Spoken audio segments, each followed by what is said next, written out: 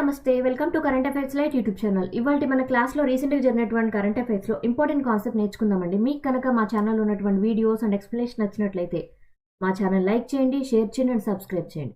Welcome to current affairs light YouTube channel. ఇవాళ మన concepts వచ్చేసి ఫస్ట్ కాన్సెప్ట్ వచ్చేసి బిజినెస్ అండ్ ఎకానమీ పరంగా ఈ యొక్క నెలలో జరిగినటువంటి ఇంపార్టెంట్ కాన్సెప్ట్లు అనమాట. అండ్ ఇందులో ఫస్ట్ వన్ ఏంటంటే రేజర్ పే వాళ్ళు మన భారతదేశం మొత్తం మీద కూడా యూనిఫైడ్ పేమెంట్స్ ట్రాన్స్ఫర్ పరంగా ఇంటర్ఫేస్ పరంగా వాడే విధంగా క్యూఆర్ స్టాక్ని స్టార్ట్ చేసినట్లుగా తెలియజేశారన్నమాట.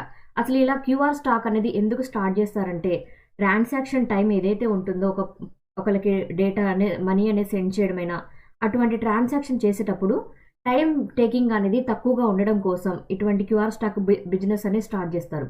అండ్ దాంతోపాటు పేమెంట్ అనేది కరెక్ట్గా జరగాలి. సో పేమెంట్ కరెక్ట్గా జరగడానికి కూడా ఇటువంటివి చేస్తూ ఉంటారు అనమాట. అండ్ ఇప్పుడైతే యూపీఐ నేతృత్వంలో ఈ క్యూఆర్ స్టాక్ అనేది స్టార్ట్ చేసినట్లుగా భారతీయ రిటైల్ చెల్లింపులు ఏవైతే ఉన్నాయో వాటిలో కూడా రేజర్ పే అనేది క్యూఆర్ స్టాక్ కోడింగ్ని యూజ్ చేయబోతుంది. అండ్ బ్లూంబెర్గ్ వాళ్ళు వాళ్ళ యొక్క బ్లూంబెర్గ్ ఇండెక్స్ సర్వీసెస్ లిమిటెడ్ అంటాము ఆ విభాగం వాళ్ళు అనమాట. అంటే ఇండెక్స్ సర్వీసెస్ అంటే మన భారతదేశంలో అయినా వివిధ దేశాల్లో అయినా ఏవైతే స్టాక్ మార్కెట్స్ పరంగా ఉంటాయో వాటన్నిటినీ కూడా ఒక ఇండెక్స్ నెంబర్స్ తోటి డిజైన్ చేస్తుంది అనమాట. అంటే మన భారతీయ సంస్థలు ఏవైతే ఉంటాయో గుర్తింపు పొందినవి వాటికి ర్యాంకింగ్ అనేది ఇస్తూ ఉంటారు. బ్లూంబెర్గ్ సర్వీసెస్ ఇండెక్స్ పరంగా సర్వీసెస్ లిమిటెడ్ అనేది ఉంటుంది.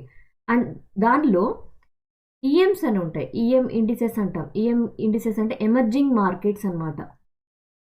ఎమర్జింగ్ మార్కెట్స్ అంటే కొత్తగా వస్తున్నటువంటి మార్కెటింగ్ పరంగా ఏవైతే ఉంటాయో అవన్నీ కూడా ఎమర్జింగ్ మార్కెట్స్ పరంగా ఏవైతే ఇండిసెస్ కొత్తగా వస్తున్నాయో వాటన్నిటినీ కూడా జనవరి 31, 2025 టైం నుంచి ప్రారంభమయ్యేటువంటి ఎమర్జింగ్ మార్కెట్ లోకల్ కరెన్సీ ఏదైతే ఉంటుందో వాటన్నిటిని కూడా గవర్నమెంట్ మార్కెటింగ్ పరంగా అంటే గవర్నమెంట్ ఇండెక్స్లో కూడా మన భారతదేశానికి చెందినటువంటి నియర్లీ 34 వరకు ప్రభుత్వ బాండ్లు ఏవైతే ఉంటాయో వాటన్నిటిని కూడా వాళ్ళ యొక్క ఇండెక్స్లో చేర్చుతున్నట్లుగా బ్లూంబర్గ్ వాళ్ళు తెలియజేశారు అనమాట. అండ్ టాటా మోటార్స్ వాళ్ళ నుంచి ఒక న్యూస్. టాటా మోటార్స్ వాళ్ళు ప్యాసింజర్ సర్వీస్ని అండ్ కమర్షియల్ బిజినెస్ సర్వీసెస్ ఏవైతే ఉంటాయో వాటన్నిటినీ కూడా విడివిడిగా ఇంక మీదట చేయబోతున్నట్లుగా తెలియజేశారు. అంటే ప్యాసింజర్ సర్వీసెస్ వేరుగా ఉంటాయి అండ్ కమర్షియల్ బిజినెస్ పరంగా చేసేటువంటి సర్వీసెస్ అన్నీ కూడా రెండింటినీ విడివిడిగా చేయబోతున్నట్లుగా తెలియజేశారు.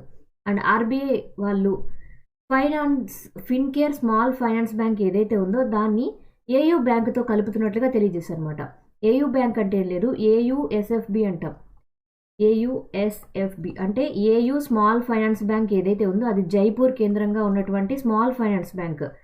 బట్ ఇది జైపూర్ కేంద్రంగా ఉన్నటువంటి బ్యాంక్ ఏదైతే ఉందో దాన్ని and Fincare small finance bank ఇది ఇంకొక బ్యాంక్ అనమాట.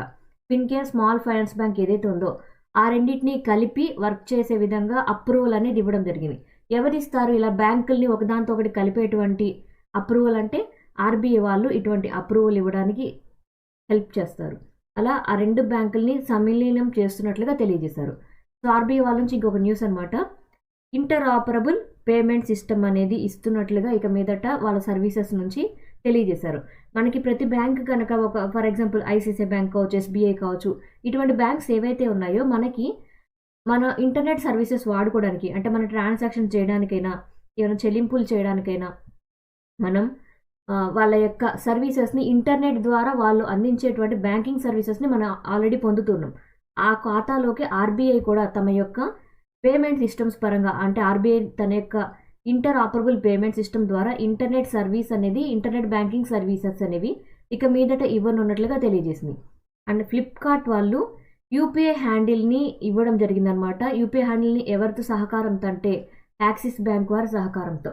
అంటే ఏం లేదు, ఫ్లిప్కార్ట్లో షాపింగ్ చేసే టైంలో మనం యాక్సిస్ బ్యాంక్ కార్డ్ అనేది వాడుకోవచ్చు. అంటే యాక్సిస్ బ్యాంక్కి చెందినటువంటి కార్డ్స్ ద్వారా పేమెంట్ చేయడానికి యూపీఐ యూనిఫైడ్ పేమెంట్ ఆప్షన్ అనేది మనకి ఫ్లిప్కార్ట్లో కూడా ఇక మీదట అవైలబుల్గా ఉండబోతుంది. Thanks for watching my video. మీకు కనుక నా వీడియో ఎక్స్ప్లెనేషన్ నచ్చినట్లయితే నా వీడియోస్ లైక్ చేయండి, షేర్ చేయండి అండ్ సబ్స్క్రైబ్ చేయండి. మీకు నా వీడియోస్ ఏ విధంగా అనిపిస్తున్నాయో నాకు కామెంట్ సెక్షన్లో తెలియజేయండి. Thank you for watching my video. Thank you.